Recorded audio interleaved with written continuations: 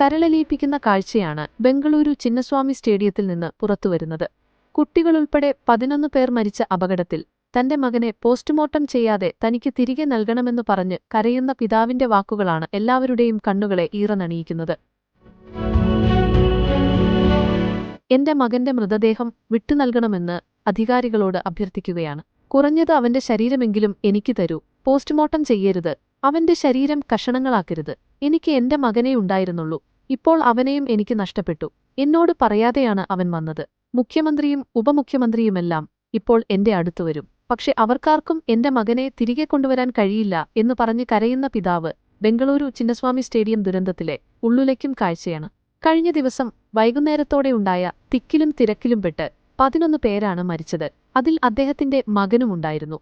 IPL മത്സരത്തിൽ വിജയിച്ച RCBയുടെ വിജയാഘോഷത്തിൽ പങ്കെടുക്കാനെത്തിയതായിരുന്നു ജനക്കൂട്ടം. നിരവധിയാളുകൾക്ക് പരിക്കേറ്റു.